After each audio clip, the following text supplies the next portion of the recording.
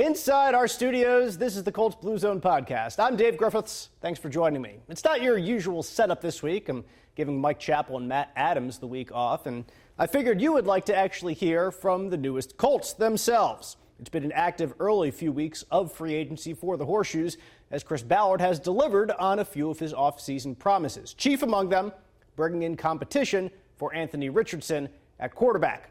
Ballard expressed some regret about not providing an acceptable level of competition top to bottom on the roster last year, not just at QB, but being the most important position on the field and wanting to light a fire under a dynamic young player, Ballard signed former New York Giants first-round pick Daniel Jones. Jones's career in New York was certainly a roller coaster, from the highs of a playoff appearance and a hefty second contract to the lows that I don't really need to get into too much. It all ended in Jones asking for his release last year as he spent the second half of 2024 on the Vikings practice squad. Well, now Jones is a Colt and expected to challenge Anthony Richardson. Here is Jones after signing his deal with the Horseshoes. New experience for me. I think you're just trying to, look through it, see where, where the best fit is, where you're most excited to be, and I felt like that was here. So I'm excited to be here. I think just, being here today, meeting the coaches, meeting the staff, meeting everybody, it's been really, really impressed with everyone here. So I'm excited and looking forward to it. Why was it here? Why was this the best fit for you? I think a number of things. I think, I think you look at the team and you look at, the success they've had, and I think offensively doing a lot of really good things. I think coaching staff-wise, I've always had a lot of respect for Coach Steichen and his, he's been successful in a number of places as a offensive coach, and I think he's built a really good staff. So Alex Tanney, was pass game coordinator, is a guy I've played with for a couple years early in my career and have been close with. So, I think there was a lot of, a lot of really good things here. Nick, what did they lay out to you as far as what this opportunity is? Chris was talking about real competition. Is that how they not sold you, but is that what they told you? I think that's been the communication. It's an opportunity to come in and compete, and I'm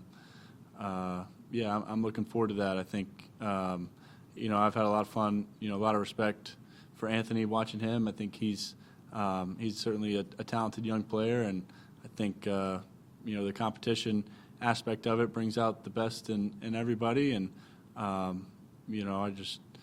think we're both interested in helping this team win games and whatever we can do to help that happen. You have been pretty consistent that, I know in not being able to be the starter anymore in New York and then, kind of waiting to see what happened in Minnesota. You wanted to play. I know that was your communication to the media there. What was that like, adapting to being a guy who's, in the huddle every play and going through what you have been in the last 6 months? I think, you want to be on the field, right? You want to be competing. That's why we prepare, why we go through all this is to play, is to be on the field and do that. So not doing that was tough, but at the same time I do feel like I learned a lot, and it was a valuable experience for me to be in Minnesota with those guys and watch and practice, be in the meetings, go about it and see it from that perspective. I feel like I learned a lot. At the same time, you're struggling not being on the field. So I think everybody who puts on shoulder pads wants to be out there on the field and playing. So that's always the goal. What do you think it would take to win the starting job? I think right now we're focused.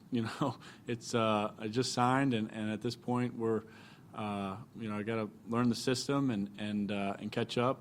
Catch up to where this team is, and obviously, Coach Steichen's been here a while. The system's been in place. A lot of these guys know it and have played in it. So I've got to catch up and do my part to get there, and that's kind of where I'm focused right now. But like I said, I'm looking forward to being here, being with the guys, and getting going. I mean, we're in Minnesota real long, but what did you take away from just watching kind of what Sam Darnold did, getting an opportunity again and kind of turning his career around? Yeah, I mean, I was really impressed when I got there. Obviously, it was toward the end of the season, and they were already had a lot of success, and we're in a pretty good groove there. But just the way Sam prepared every week, how detailed and diligent he was with every single aspect of the game plan. Starting the week, building it up. How he prepared for practice, how he reviewed practice, how he prepared, how he watched film. All that stuff was really impressive to me, and I thought he did a really good job focusing on just kind of what was immediately right in front of him, what was most important that day. So I have a ton of respect for Sam, and happy for him with his opportunity in Seattle. And how would you describe your first 6 years? What you've been through, the good, the bad, or how would you describe that? Yeah, I mean, I feel like I've learned a lot. I've been, we, had some good times, had some not as good times. Ultimately, didn't win consistently enough. But I learned a lot and enjoyed the time in New York. Learned a lot from a lot of different people and throughout the process. So I feel fortunate to have had the experience there. But I'm excited for what's ahead. I'm excited to be here in Indianapolis and looking forward to continuing to learn and grow and doing that here. What are the challenges of learning a whole new system? And for quarterback, I'm sure it's different than other positions, but how do you attack that process and getting up to speed the way you do? I think it just takes consistent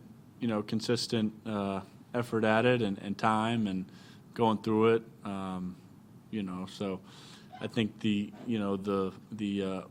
knowing the plays, knowing the formations, where guys are lining up, all that stuff is just about how much time you're willing to spend on it and catching up on it. And then there'll be another piece of it, getting the reps and seeing the play, seeing the plays, feeling them, getting a sense for what you like and all that. But I've learned a number of systems and have practiced doing that. So I'll use that experience here. Has your confidence in you wavered at all, or do you still believe that you can be what you need to be, whether it's here, this year, somewhere else? I mean, is there a part two to your career, Absolutely. I'm still very confident in my ability to play at a high level, play quarterback at a high level in this league, and I think there's a lot of really good football ahead of me, and understand there's a lot to learn, a lot to grow with. I think as there always is, and that's what I'm focused on. That's what you're chasing. So we'll always have that in mind. But yeah, I'm confident and eager to get started here, and looking forward to it. Well, you mentioned that you learned a lot through the highs and lows. The lows, probably sometimes you learn more from those. How have you evolved or changed maybe since the last few months? I think you're always kind of reflecting and looking back on your experiences, seeing things, trying to evaluate where you, what were the positive things you did and what weren't as good. I mean, I think your off season, your training, how you study yourself.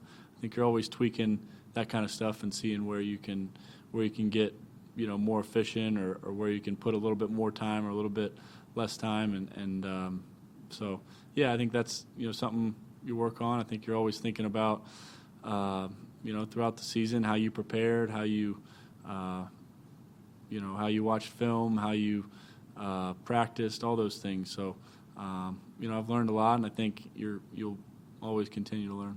Why do you think it didn't work out in New York, and I guess what has to be different in Indianapolis? I think there's a number of reasons, and you can certainly go back and look at those, pick those apart. I think reflect on that, see where you could have done a better job. See where you could have obviously played better and helped the team out. In more situations. So I'll always do that. I'll always look back at those things. But grateful for my time there, grateful for the experience, and excited for this opportunity. Certain parts of your game where you're like, this is where I need to go the most? Yeah, I mean, I think you're always looking at that. I think there's fundamental things in the off season that you're trying to improve on and see if you can take a step, there, whether it's footwork, whether it's mechanical stuff, whether it's can I be a little bit quicker with some of these decisions. I think you're always looking to see where you can improve. Last question. Is one of them maybe being more aggressive down the field? Do you think that's yeah, I think you're always looking to see where you can take advantage of an opportunity down the field, explosive plays, and I'll always look to do that. I think it's always a balance between knowing when it's there, knowing when it's not, and when it's there, taking advantage of it. So continue to focus on that. It's ironic that Daniel Jones is the headliner of Colts free agency when paired with the fact that Chris Ballard spent $60 million each on two separate defensive free agents. Prior to this March, Ballard had never spent more than $30 million to bring in a free agent who had spent the previous season with a different team. But in a reported 3-year, $60 million deal, Charvarius Ward comes to Indy to become the presumptive top outside cornerback. That was a position Ballard was hesitant to reach outside of the organization for in the recent past, saying he liked his guys there, like Jalen Jones, Juju Brents, Dallas Flowers. But it proved to be time for a change. Let's hear from the former San Francisco 49ers All-Pro Charvarius Mooney Ward. What's the first impressions and meeting everybody, just where you at right now? Good hospitality. Everybody loves me right now. I'm loving everybody. It's pretty cool. I like everybody I met so far, so hopefully it'll be a good ride. I know you had plenty of interest. What led you to here? Young team, and I feel like they were the most aggressive team. I think they wanted me more than anybody, so that that shows me that they respect my game, they respect me, and I feel like the more you respect me, the harder I play for you, the harder I go, and the better I be. You mentioned you respect your game. Do you have a sense for kind of like why they were so into you, why they felt like you were like a good fit here? Because I'm a great player. I would assume that's why. Can you break down why you're a great player? I can press, I can tackle, I can play off, I can travel with the best receivers. I feel like I can do it all as a corner. My game is versatile, and I just feel like I'm a CB1, a great cornerback. What do you know about the system that Lou wants to run, and what do you think you fit well in it? I think I can fit it. Like I said, I'm versatile. I think I can fit in any scheme. I think he said he's going to let me travel with the best receivers, so he's going to let me press, he's going to let me do my thing, be physical, be aggressive, and, just be me, be that guy that they paid me to be. You've had a lot of individual and team success. I mean, you've been in Super Bowls, you've won. What can you bring to this team from a leadership perspective? That championship experience, that playoff experience, just being a leader by example. I don't do a lot of talking all the time, but I work hard, I grind every day. I know what it takes to win a championship, you know what I'm saying? I know what it takes to make the playoffs. I know this team been super close to the playoffs the past couple of years, so I'm going to try to help these guys get over the hump and make the playoffs. Did you travel with the best receiver in San Fran? My first 2 years I did. Last year I didn't. When you say I'm a great player, doesn't that have to be the mindset of a corner? Yes, sir. I feel like you got to have confidence in yourself and believe in yourself as a corner. I mean, if you line up against any receiver in the league, obviously it's a lot of great receivers in the league, so if you line up against a receiver and you got doubt and you playing not to get beat, I mean, you most likely going to get beat. So me, I line up with the mentality of not caring if I get beat or not, you know what I mean? So I just think I go out there every play thinking I'm the best. I'm better than the man in front of me, you know what I mean? So that's my mentality every time I line up. Does that come from a young age? Have you always had that? Yes, sir, I think so. It's not cocky, is it? Nah, I feel like it comes from the preparation and the work I put in. You know what I'm saying? I work on my game a lot. Like before practice, after practice, a lot in the off season. I work out a lot in the off season. So I just think it comes from my preparation and the work I put in. I'm prepared for any situation on the field. You had the tweet about how hungry you were. Yeah. What led to that? Just because last year, I went through a lot last year, and I just felt like mentally drained. Physically I was on the football field, but mentally I was kind of like retired. Like, my mind wasn't on the game because I went through a lot last year. And, after the season, I just kind of got that hunger back, you know what I mean? I started missing the game, and I was just excited for the next opportunity. And I'm thankful it was the Colts. And, I'm just ready to go out and show that I'm one of the best corners in the game again. Because the year before that, I went All-Pro, and I was expecting to come in and be, back-to-back All-Pro again. And obviously that didn't happen. A lot of bad things happened last year, and I'm just hungry and I'm ready to prove myself. I got that chip on my shoulder again. Like you said, this team's been close to the playoffs, but they haven't actually gone there in 4 years now. I guess where you started sort of reshaping the culture, how do you get this team over the hump?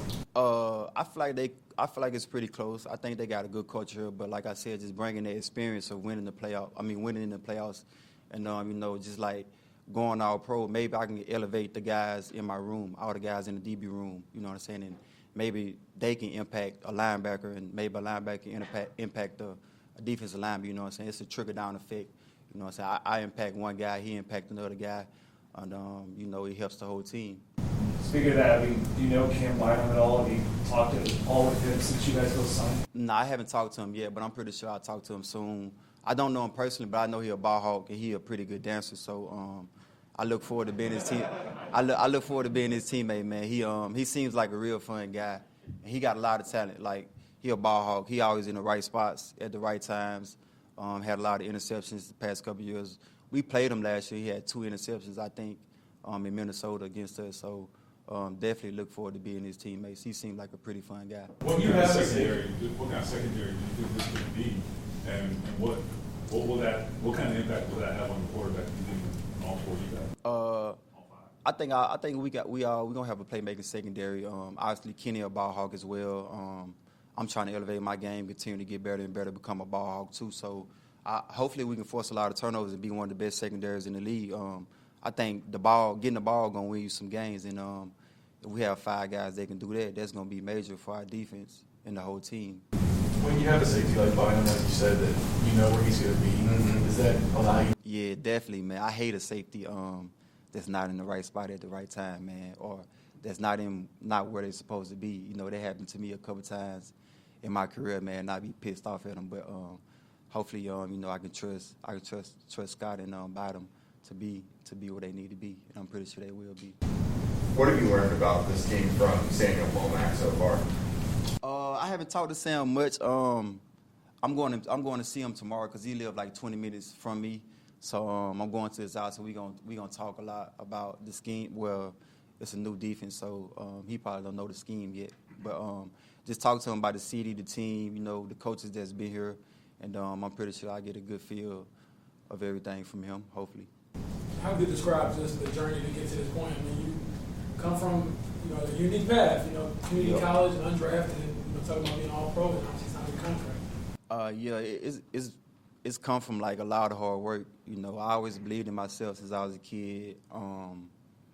Growing up, we had it rough, like you said, but I just believed in myself. I always wanted to take care of my family, and prove to myself that I can be one of the best players in the game. And I think I kind of did that over the course of my career. And now I want to continue to elevate and get better and better. Every year I go into every season trying to improve on something. And this year it's just to be flat out the best Mooney I can be, be the best me I can be. So I'm going to try to do that this year. You mentioned that you kind of got the love, put the game back after the season. Did you just need to you feel like you needed to get away from it a little bit to get that back? Hell yeah, I had to get out of San Francisco, honestly, man. It was a lot of PTSD out there. Really it was painful to be out there.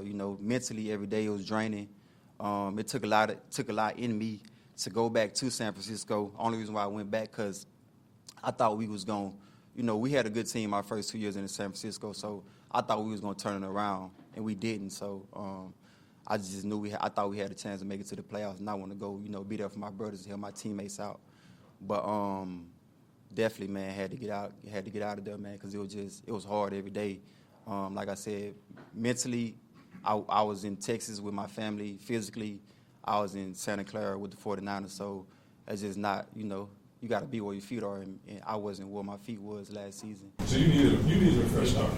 Yeah, I definitely needed a fresh start, man. So like I said, I'm excited thankful, happy, blessed, all the good things to be here. And, hopefully this is going to be a great spot for me, man. We're going to see. Ward is expected to lock down the outside of the Colts defense. Cam Bynum is supposed to take care of the back end with a 4-year, $60 million deal. Bynum is perhaps most well known for his enthusiastic choreographed celebrations, but don't sleep on his on-field contributions either. That's what earned him the $60 million, in fact. With Julian Blackmon no longer in Indy, Bynum is expected to jump right in beside Nick Cross in the starting unit.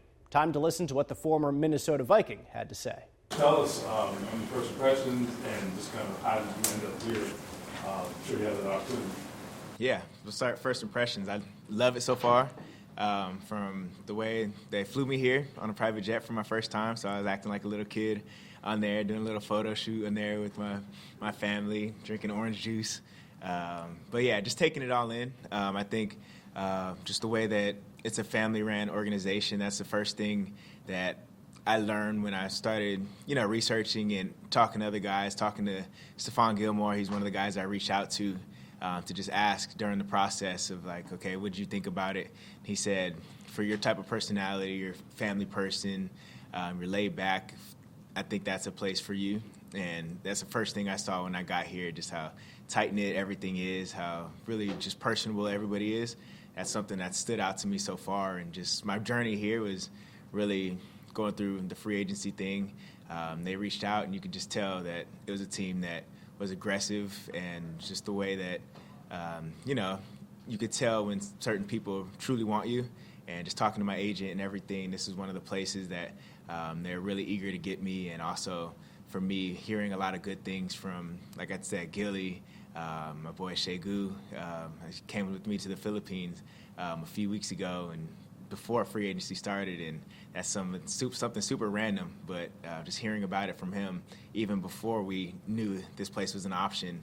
And as soon as they came calling and sent an offer, I was like, okay, this is a really heavy option. And once everything fell down to it, this for sure, I know this is the place I need to be.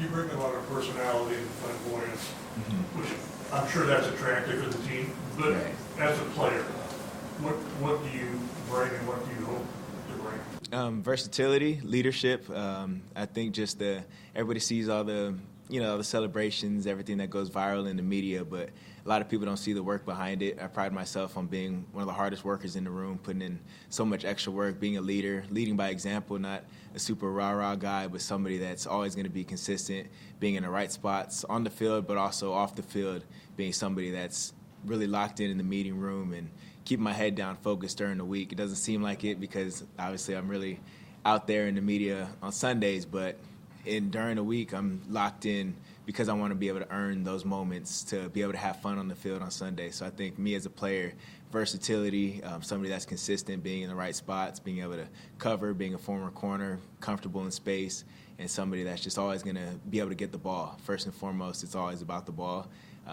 You get graded, you get paid based off of how many times you can touch the ball and take the ball away, and that's something that I've been able to do in my career and something that I'm confident that I'm going to be able to do and lose defense here and be able to really just gel with the guys and be a leader in the secondary. Even though it's my first year here, I think that just the way that I'll come in here, just being humble first and foremost and being able to learn from anybody and everybody, but also being able to bring the knowledge and the leadership that I have by setting the example of the way I work. I think that's my best attribute that I bring here is that I'll set an example of how we should work and how we need to really just be focused on a day-to-day basis. Well, why is it important to have the personality on game day? I mean, I realize you're celebrating something you Why has that always been important, or has it always been important to you? Yeah, it's always been important since high school. That's something, obviously it's going viral now, but something I've always done, enjoying especially on defense. It's hard to make plays, especially in this league.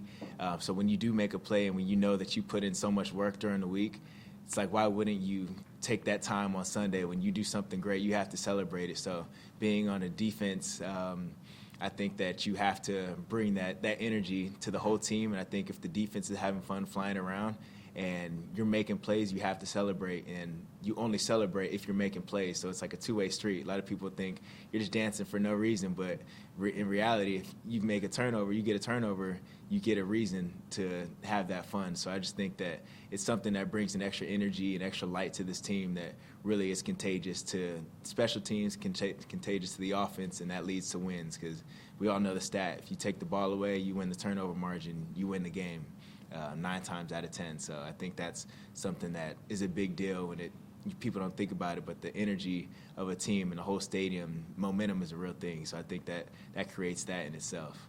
I know it's early, but what do you know about the defense? Just the way that we're really aggressive, but also little, I wouldn't say basic, but you still do routine things as far as a lot of match cover 3 and things like that. I don't want to get too deep into the scheme before we've even done an install, but just the way that you go out there and still able to play aggressive, but also be able to use every single guy in their own skill set. And I look forward to doing that, especially with my skill set, being able to cover, being able to play match coverage, but also be able to be aggressive, sending pressures, and being somebody that can do it all in zones or in man, or being able to blitz and really having the versatile guys that we have in the secondary and so many good players. I think it'll be a really open playbook for Lou and what he does in his defense. You mentioned Shago? Yes. Alubi? Yep. How do you know him, and what's... Yeah, we went to high school together and trained together with Ground Zero, 7-on-7 team. So my coach really, way back then, we would train together, and that's one of my guys, like one of my close friends, especially just seeing him now, the way that he's grown into the player. Had a tough road to get to the NFL, going undrafted, bouncing back from his college, and just being able to walk on and do everything. So we went to high school together, like I said, but he's always been somebody that I've been able to train with and be able to. He came to the Philippines with me to run my camp and give back to the communities out there. So that's somebody I consider a real friend, somebody that I've been knowing, like I said, since high school. So it's really cool being teammates with him, especially the type of person he is. He's a dog and a worker like myself, so we really relate. Cam, you were in the Philippines when you agreed to terms here? Yes, it's 4 a.m. Yeah. Can you walk us through that previous night? I mean, did you go to bed? Like, what? Yeah, I didn't go to bed because obviously I knew that, dang, I have to make this decision today. I kind of had a different picture of free agency that, okay, these teams send you an offer, you get a few days to figure it out, do your research. But my agent's like, nah, we need to know in the next 10 minutes. I was like, all right. So get my parents on the phone. But had a long day of workouts and everything, just, my normal routine in the Philippines. And it opens up, I think, 9 o'clock over here in the U.S. And it was 1 a.m. for me when it opened up out there. So I just stayed up, had my phone on, agent, okay, we prepared. Was just ready to accept any phone calls, whatever, but it was really I was just laying in bed. My wife was sitting right there, told her to record any phone call I get just in case it's the time that I agree or get an offer. So it was pretty chill just because, like I said, it was in the middle of the night. Ended up being 3, 4 a.m. by the time we ended up fully getting every offer from every team and weighing all the options. So it was just me sitting crisscross in my bed and waiting for all the calls to come in. So it was less eventful than I would have thought it would have been, but it was fun just being able to go through that process because it's something that it's everybody's dream to be able to get to the point where they can make it to their second contract. And obviously the Philippines means a ton to you. Could you share for Colts fans that don't realize the full story? Yeah, so I'm half Filipino. My mom is full Filipino. My dad is African American, and I've been living ever since I got to the NFL. I've been living my whole off season in the Philippines. My wife is from there, and a few years ago, she finally got her visa to come here to the U.S. But in the off season, we spend all of our time there. So being able to do our nonprofit work out there and give back to the communities, and also do football camps to expand the game of football out there and develop players to be able to eventually, hopefully, play in the Olympics. So we do a little bit of everything out there. So that's really how I spend my whole life outside of football season. I'm there in the Philippines training people, giving back to the communities, and just living a completely off-the-grid life over there. And I love it. It's really a two different types of lives I have, being in the NFL, being here, all the blessings that we have here, but also the blessing of the slow life over there in the Philippines, be able to be on the beach, go to different islands, and just be able to train with people that are wanting to learn the game and eager to learn. It makes me more grateful to play football here because we have people out there trying to rent a field at midnight. We're playing flag football games at midnight over there because that's the only time we can get in on a field, and it's cheaper, and it just makes me more grateful to come and live the life that I have here, being able to live in the Philippines. The secondary that they're building here, they had another big signing last week. Right. What do you think, and then Cam Bynum is building already? Yeah. What do you think that unit can be? I think we'll be great. I know we'll be great. I already talked to a few of the guys, and I know when Mooney came in here, he talked about the same thing, just the way that he's going to come in. He came in with that confidence. I watched his energy and just love that out of any corner, and especially talking to Kenny. And just he's been somebody that I've looked up to for a while, watching his film and learning from him. And I know that this whole group, I've heard a lot of good things about them, but also watching the tape, it's like there's a lot of good stuff on tape. And I know when we come together and we put the work in that we know we're going to put in, I know that greatness is going to happen, and it's just a matter of how quick we can gel together and really get on the same page with each other and really become brothers on and off the field. And I think that's going to really create greatness for this defense. And the season goes how the secondary plays, and that's something I've seen year after year. If the secondary's balling, the whole team, it catches fire through the whole team, through the whole organization. So that's something that I want to be able to come in here, and that's the expectation that we have to have, all five of us DBs that will be on the field, 6 hopefully if we have more DBs on the field at a time. But when we're on the field, we need to know that the game goes exactly how we want to play. So I expect greatness out of us, and I know that there's going to be no problem when it comes down to putting the work in. And I think that the type of guys that we have and that organization has put together to create the secondary, I already know. I'm getting excited talking about it right now. I know we're going to be big time. But like I said, we got to work for it. But that's the expectation that I have, and I know they're thinking the same thing, that we're going to be great, and we're going to do whatever we can until we get to that point. Yeah, this just doesn't come together. You have, like you said, the second. How do your celebration? You got to work on that. Yeah, you got to work on everything. You got to work. Is that 1 hour on a Tuesday? How do you? It's quick. It's more conversation than anything. Hey, let's do this. I'm thinking this, and it's quick. You obviously got to learn the defense every single week, learn a new install every single game. So learning a dance is nothing for some athletes. So I think people think we spend a lot more time on them because they look perfect when they're in the game because we know how to execute. So you throw it together. Yeah, you throw it together. You tell them an idea, send them some film on it, just like we do. Same process for football. You watch some film, you install it, and then you do it on the field. So same thing. You watch a few videos, practice it once, and you're good to go. But when you practice dance, that means you have to get a turnover. So when you get a turn, exactly. And the fact that if we're able to do a lot of dances, that means we made a lot of turnovers. That means we won a lot of games. So I think it's a direct correlation. But like I said, first and foremost, it comes to work. I don't think if we're not comfortable with the work we put in, we're not even going to think about the dance when it comes Sunday. So that's something we have to earn, and we have to be able to know that the work comes first. But that's also part of it, being able to enjoy the job and be able to enjoy the success that we expect ourselves to have. In all seriousness, I mean, this is a business, right? There's a lot of money involved in that, but is it important for football to be fun? For sure.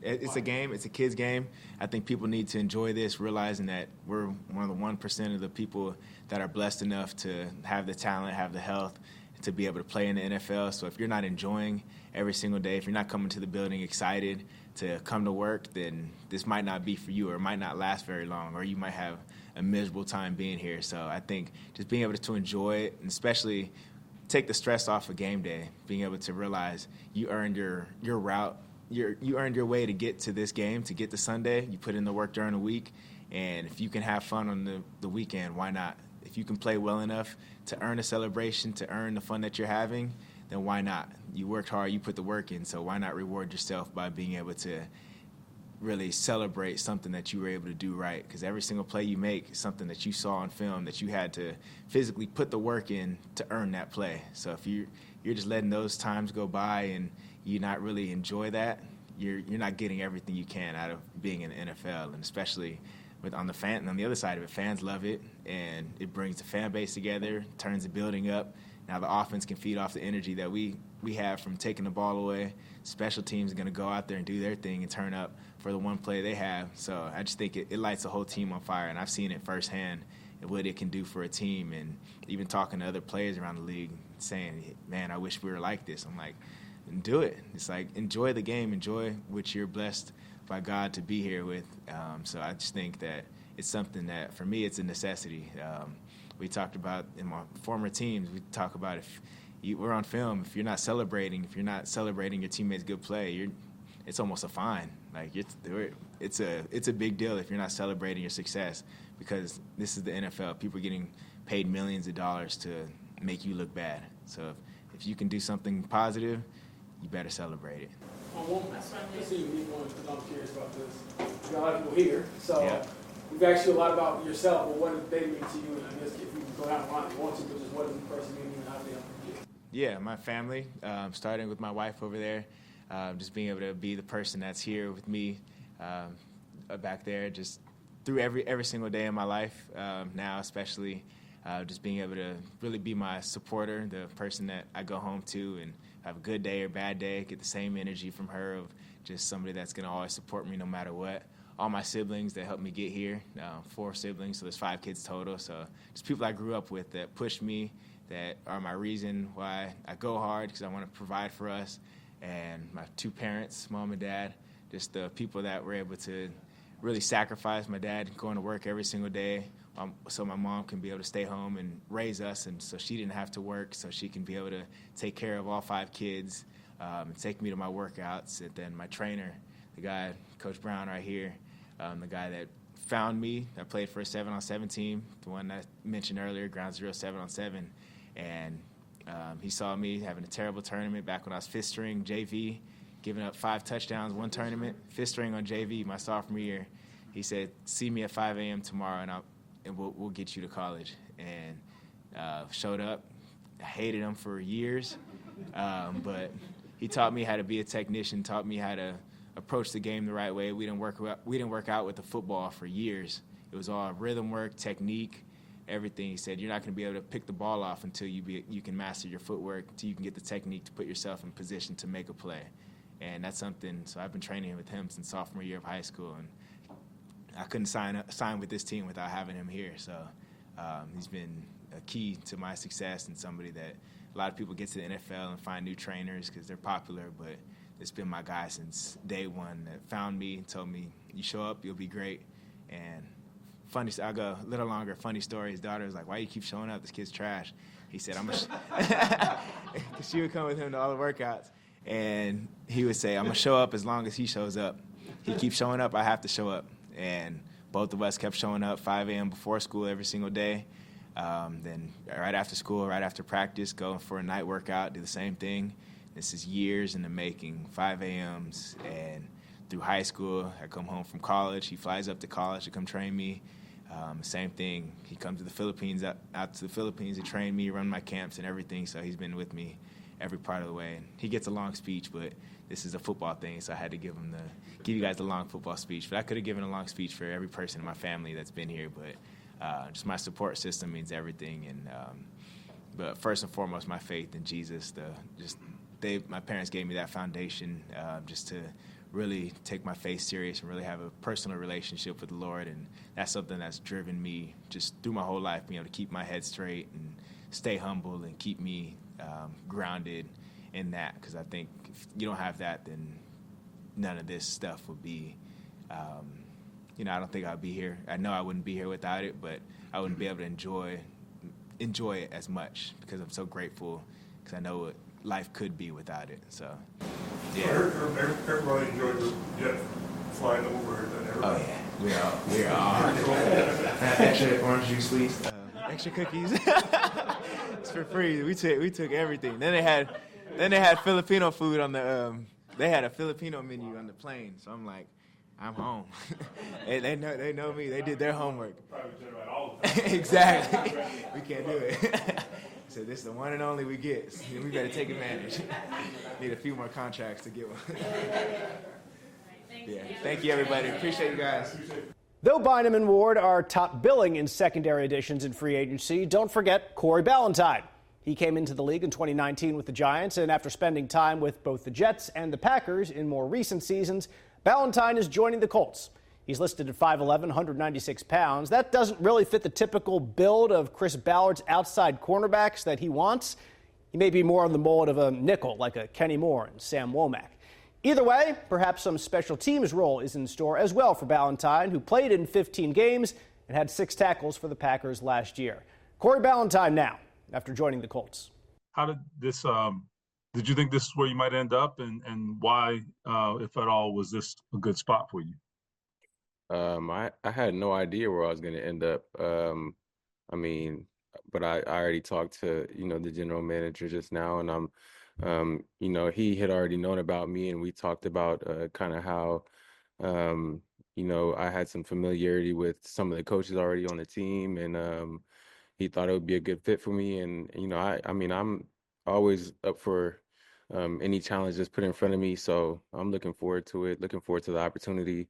And that's just kind of how it came about. I didn't really know where I was going to be. I just kind of let it flow into God's hands, and I'm gonna make the best out of the opportunity. Joel, what did Chris say about what makes you a fit for the defense? We didn't really get into specifics. It was more so me already knowing Coach Henderson from the Giants, and having him coach me before, and I think what I bring to the table, I think I bring physicality. I think I bring experience. I'm going on year 7, and I like to compete. So I'm looking forward to helping in whichever way I can. I've also returned for a long time, so kick return for a long time. So yeah, I feel like I could do a lot of things, not just one thing. So I'm looking forward to help any way I can. What do you think you learned from not just last year with the Packers, but the year before that, when you really played a pretty significant role on defense? What I learned the most, probably just be ready at all times, I think. I wasn't really expecting to like your name can get called at any time. It could be Monday night. It could, a big game, could be in the playoffs. Whenever your name is called, just be ready to answer the call. I think that's the biggest thing, and put your best foot forward. That's probably the biggest thing I learned, honestly. But I don't know, just stay ready so you don't have to get ready. we'll go back to Stephen. One follow-up question. The Colts, before this week, they had a really young secondary, obviously, and they've signed like 3 vets, with yourself now this week. When you're, if you're providing depth, like I assume that's what, what one of your roles will be. How important is it to have experience depth at a position that's important as corner?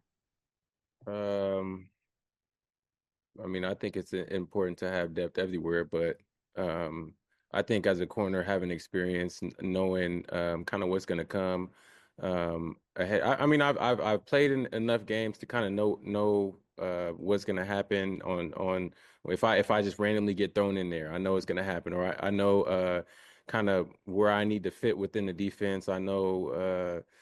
I guess kind of poise is the right word too. I don't really get too flustered when bad things happen, or if as opposed to like a rookie who might not know what to think, what to expect. I don't really get too flustered about things that I can't really control, or if something doesn't go my way in one moment or another. So I guess poise is kind of what I would say experience brings to the table. Appreciate it. Yes, sir. James? Last one I got for you is, I guess, how'd you, we hear it all the time, stay ready.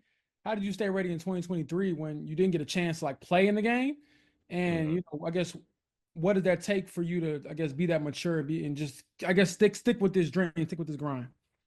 Well, kind of how I thought about it was, with practice, I think that's where I really got my opportunity. Because when I first got to Green Bay, I was initially on practice squad, and then I'm like, okay, well, I'm practicing against the same guys that are starting on Sunday. So for me, it was like,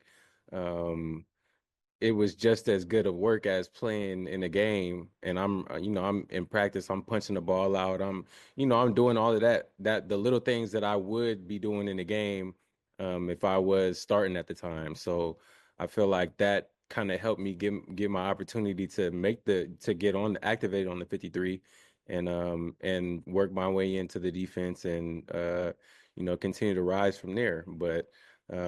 But yeah, I guess just taking practice seriously, taking it, one day at a time, not doing too much, trying to find little ways to get better each day, and not, taking too much on my plate at once. And I think that helped me a lot. We'll go back to Joel. With the kick return, how confident are you now that they've switched the kick return and kind of changed up the way that looks?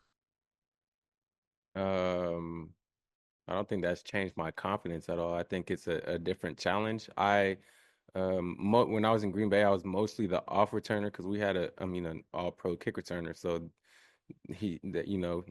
our coach wanted him to get the ball for the most part. But and they really didn't really kick it to us like that, so we didn't get too many shots at it. But it's different. I don't think it'll be a problem. I'm looking forward to the challenge. I think once you get past the front line, there's nothing but space. So, it's a good opportunity to get better field position, score some points, hopefully, and, put our team in a better position. Though the back end got the Lions' share of the attention in free agency, the trenches needed help too. Last year's single defensive free agency addition, Raekwon Davis, did not pan out. Maybe Neville Gallimore will. No one's expecting Gallimore to supplant DeForest Buckner or Grover Stewart in the starting unit, but some production off the bench would be nice. Gallimore absolutely produced for the Rams in the playoffs last year with 2.5 sacks in their 2 postseason games. Let's listen in to the fifth-year man out of Oklahoma. I know it's early, very early in the process, but what's your impressions of Indy's defensive line and how you fit in with what you see is already here? Obviously, they got a great D-line group. They got the veteran guys leading the front, with DeForest Buckner and Grover Stewart. And I was just happy for the opportunity that I got to be a part of something special. I feel like Indianapolis is a great place. There's a great coaching staff, and they got guys that want to win. And I felt like this would be a great fit for me to contribute and obviously make an impact as well. One other follow-up. When you look at what they've done already in free agency with the defensive line with yourself, but on the back end, bringing in 2 starters at corner and safety, that's got to help the defensive line. Absolutely, and I feel like, they all tie together. But, I know the job as a defensive line is to make the job easier for everyone that's playing behind us. So I feel like with those additions, it allow everyone, us up front as a whole to play a lot faster. So we're looking forward to that. Thank you. Jake, Arthur? So in this defensive front, you've kind of got the nose tackle size, but with the 3-tech athleticism and explosion. Have they expressed to you kind of what role they envision you playing? Obviously it's still fresh, but I imagine that they'll find the best fit, the best way to utilize me here. But again, I'm just happy to be here, and I'm happy to just take advantage of the opportunity that they're going to give me to compete. And that's what I'm here. I'm here to compete and to contribute. Thanks. James? This might be a dumb question, but how do you pronounce your first name? I want to make sure we get that right. Neville. Neville. Okay, so Neville, not Neville. Okay, so. No. Yeah, Neville. Yeah, just making sure. Yes, That's why I asked. And then also, looking at the success you had in the playoffs last year with the Rams, why do you think that was, and what was it about that D-line that maybe you can carry over to this one you're joining now, as far as your individual performance? Just in terms of just understanding, knowing when my opportunities present itself. But, ultimately, sometimes, your job is to, you do what's asked of you, and, sometimes you got to be a jack of all trades. And I feel like, what I brought in the playoffs, I'm looking to, expand on that and, to bring that, coming out through the start of the season and to carry it forward. I was given an opportunity to contribute and make impactful plays, and that's what I'm looking forward to do here. But obviously, main thing is I'm looking forward is to help with already solid D-line.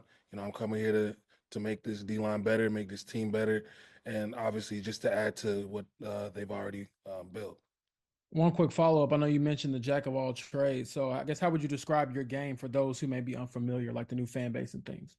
Right. Obviously I'm an interior D lineman, but I'm a guy that, in the past I've been put in a situation where I have to play all sides all positions on the defensive line, whether it's 5, 4, 3, 2 nose, and I feel like I'm a guy where anything that you ask of me, I'm going to try my best to do that to the best of my abilities. Obviously here, they already have a dominant interior. They really have a dominant defensive line group as a whole. So I'm just looking forward to the opportunity to come out here, take the coaching and use what's being taught to me to take my game to the next level. Thank you, Joel. Which spot are you most comfortable in?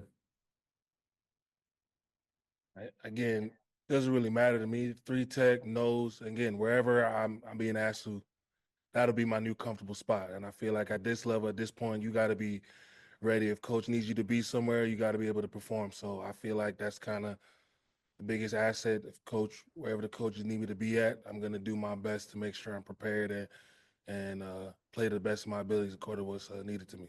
What do you think you played more of in your career? Definitely more 3. Just in terms of, that question, I feel like I've been asked probably to play more 3. Definitely, this is definitely playing the 2-eye, nose if need be. But, yeah, if you ask me that, probably more snaps at the 3. One last one, just from me. I'm just curious about your background. So, you've been at this for a while in the NFL. How would you describe the journey to get here? Having parents from Jamaica, then growing up in Canada, getting drafted in the CFL as well, and then now you look up and it's like, man, you're kind of a veteran in the best league in the world. Right. It's all God first and foremost. I got to give all the glory to Him.